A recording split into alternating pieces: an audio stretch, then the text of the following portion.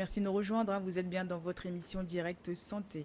Aujourd'hui, on parle de l'obésité et le diabète, hein. Ces deux, euh, ces deux maladies, hein, en tout cas, qui font beaucoup de dégâts. Donc, l'obésité, donc, quand on parle d'obésité, ça va vers le diabète et vice-versa. Je suis accompagnée ce matin de Dr Kodjo, qui est endocrinologue, nutritionniste et diabétologue, et Madame Saint-Soléa, hein, qui est diététicienne nutritionniste de Paris. Elle nous vient tout droit du froid, hein, pour ça qu'elle va pas nous ramener un peu de fraîcheur. Bon, quoique, ça ne nous fera pas de mal, hein, parce qu'il fait très Ouais, chaud en ce c'est très moment. chaud, ouais. Et elle est avec nous ce matin aussi pour nous éclairer un peu sur son métier et puis comment faire attention. Comment faire attention, mesdames, messieurs, mais ça concerne tout le monde. L'alimentation, docteur Kodio, on n'arrête pas d'en parler. Manger Ouais. moins gras, moins sucré, moins salé. Et ça, c'est tout le temps, tout le temps, tout le temps.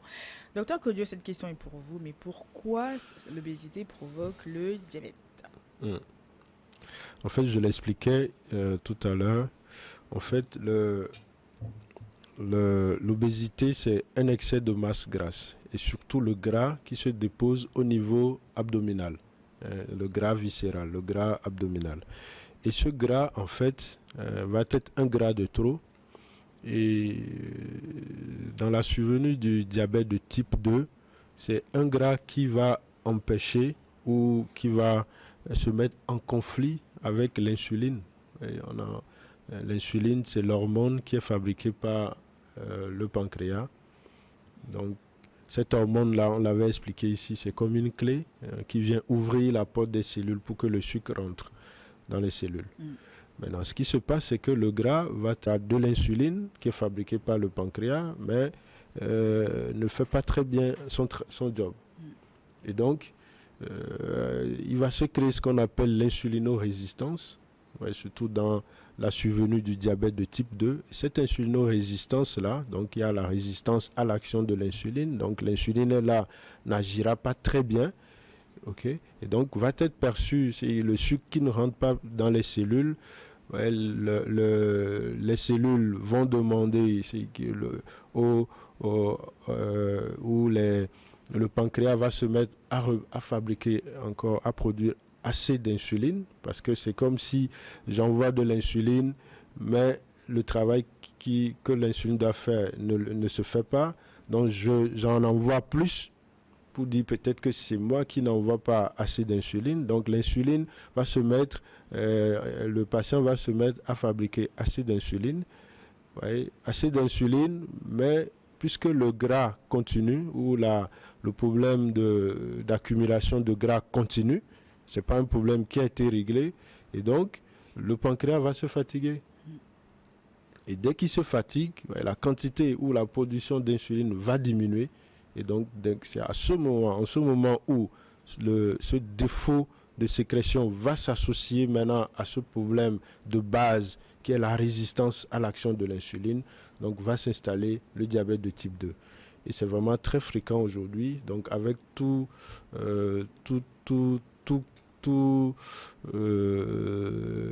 notre mode de vie ici qui favorise plus l'obésité, en fait. C'est des facteurs où on mange assez, on mange en quantité, on prend du gras, mais on ne dépense pas. Donc tous ces facteurs-là nous amènent à fabriquer plus du gras. Et ce gras-là perturbe le métabolisme du sucre.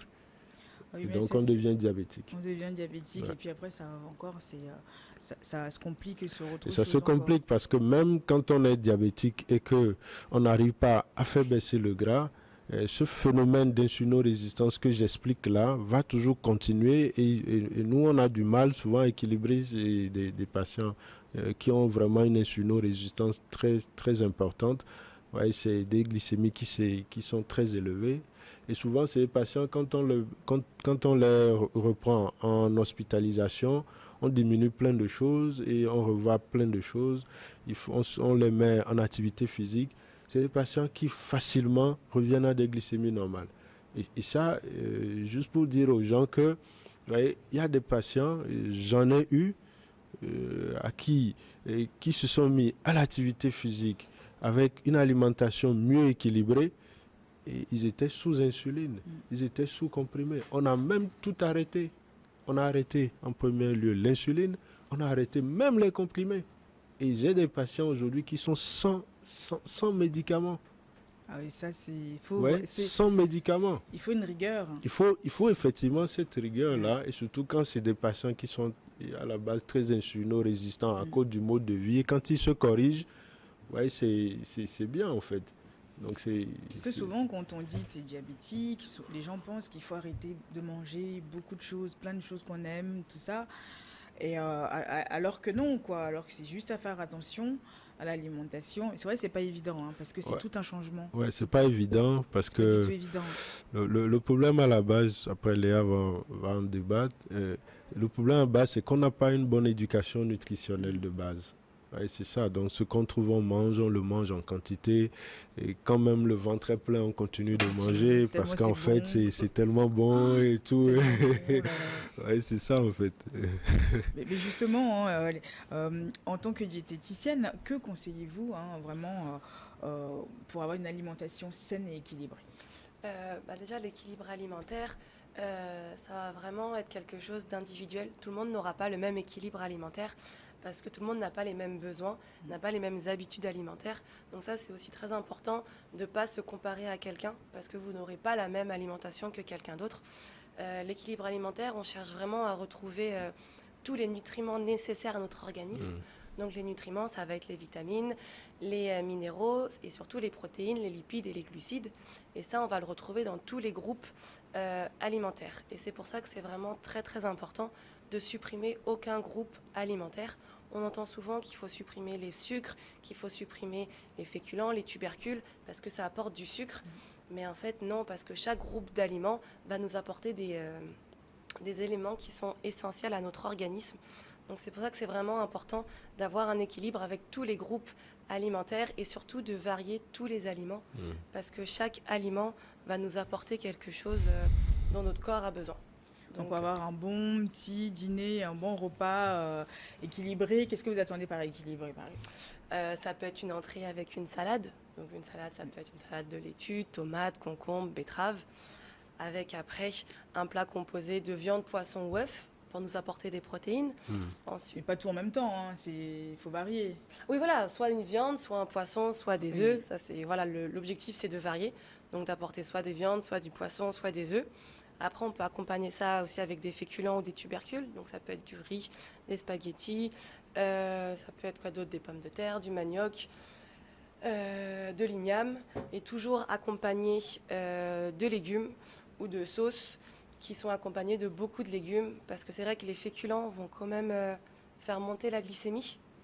Et donc, les légumes, eux, vont permettre, grâce aux fibres, de faire diminuer cette glycémie. Donc c'est ce mélange entre les féculents et les légumes qui vont permettre d'équilibrer la glycémie. Donc on n'enlève pas du tout les féculents? Non, c'est important parce que les féculents vont nous apporter de l'énergie et vont empêcher aux diabétiques de faire des hypoglycémies. Ça nous permet vraiment de tenir jusqu'au repas d'après. Donc c'est pour ça que c'est vraiment important de ne pas supprimer les féculents. Et c'est aussi très important de consommer des produits laitiers. Pour le calcium, pour la vitamine D, et aussi des fruits pour les vitamines. Tu sais, c'est vraiment des idées pas bien reçues du tout, hein, quand on parle de faut enlever le féculent, faut enlever tout, il faut pas enlever ça, alors qu'on peut aussi être diabétique et manger correctement, pas comme tout le monde, mais rajouter des légumes. Mais quoique pareil, hein, puisque nous, les gens qui ne sont pas diabétiques, c'est bien aussi d'avoir une alimentation comme ça. Hein, c'est très important. Et aussi, on entend aussi beaucoup qu'il faut supprimer les produits sucrés. Oui. Donc c'est vrai, quand on est diabétique, il faut faire doublement attention aux produits sucrés, parce que c'est ceux qui vont faire monter très rapidement la glycémie. Mais il ne faut pas non plus les supprimer, parce que le risque de supprimer ce groupe d'aliments, ça va être de créer des frustrations. Et donc par la suite, de créer des compulsions qui peuvent être plus graves. Donc le mieux, c'est de faire attention aux quantités et aux fréquences des produits sucrés et de les diminuer surtout progressivement et pas les supprimer d'un coup. Moi, justement, on parle d'excès de nourriture. Quelle portion peut-on manger pour être en bonne santé, quoi? Malheureusement, ça va être dur de répondre parce que tout le monde n'a pas les mêmes besoins. Par exemple, vous n'aurez pas les mêmes besoins que le docteur ou que moi, donc ça dépend de l'activité physique, de la taille, du poids, du sexe, ça dépend de plein de choses. Donc le mieux à faire, c'est d'essayer d'écouter ses sensations alimentaires, de savoir quand on a faim, quand on n'a pas faim, de savoir si on mange parce qu'on a envie de manger ou parce que vraiment on a faim. Et d'essayer de pas de grignotage, et surtout les gens qui travaillent au bureau, là. Allez, un petit gâteau par-ci, un petit bonbon par-ci, par-là, et ça aussi et ils sont tout le temps assis derrière l'ordinateur et tout, c'est important. On ne se lève même pas pour manger on le midi. On se lève même pas, oui. Et ça, c'est de la pure sédentarité. Donc, il faut chercher à rompre et tout. Donc, c'est vrai qu'ici, dans notre contexte africain, on peut se réveiller le matin, manger la pâte, ou bien prendre un peu de bouillie le matin à 7 heures, parce qu'habituellement, on dit on prend la bouillie pour prendre le médicament, et à 9 heures, on prend deux boules de com ou bien du riz et tout. Donc c'est un peu tout ça qu'il faut essayer de travailler. Donc, mais est-ce que ça c'est bon, docteur, si on en mange le matin, mais le midi on n'en mange pas? Est-ce que c'est bon? On mange, c'est-à-dire le com le matin, et le midi, on se dit, j'ai pas très faim, je vais attendre le soir. Non, le problème, c'est que il faut, tout est dépendant, tout est lié au traitement que vous prenez et comment vous avez faim dans la journée, ce que Léa disait, les sensations alimentaires. Bon, c'est vrai que ce qu'on demande aux patients diabétiques, c'est de ne pas sauter les repas. Parce qu'à cause du traitement, à cause de l'hypoglycémie qui peut être dangereuse, qui peut emporter, qui peut être mortelle. Donc, idéalement, il ne faut pas sauter les repas. Maintenant, il y a des gens qui ont tendance, par exemple, à ne pas manger le matin. Il y a des gens, quand ils mangent le matin, un peu lourd, ils mangent plus le midi et tout. Bon, tout ça, c'est à travailler avec le médecin. Moi, j'aime que le patient soit free. Donc, si le patient ne mange pas le matin, je réadapte souvent le traitement. Donc, pour que le matin, qui n'est pas peut-être de traitement à prendre, ici c'est à midi, il doit manger, il prend son traitement. Et ça fait que le diabète ne soit pas, vraiment que le diabète ne soit pas comme une corvée en fait. C'est là que c'est souvent très compliqué. Mais c'est de ne pas dire je ne mange pas et après quelque part être là à grignoter toute la journée, voilà, c'est ça qui n'est pas très bien. Écoutez, j'ai deux petites questions de nos téléspectateurs. Monsieur Coco qui veut savoir, est-ce que l'alcool joue un rôle dans le surpoids? Oui, l'alcool joue un rôle dans le surpoids. Bon, je vais dire un mot, peut-être Léa aussi, parce que l'alcool est calorique. Vous voyez, quand vous prenez 1 gramme d'alcool, vous avez 7 kilocalories. Ouais. Alors que quand on prend le glucose, les glucides, c'est 1 gramme, ce qu'on nous a toujours appris, 1 gramme, c'est 4 kilocalories. Vous voyez.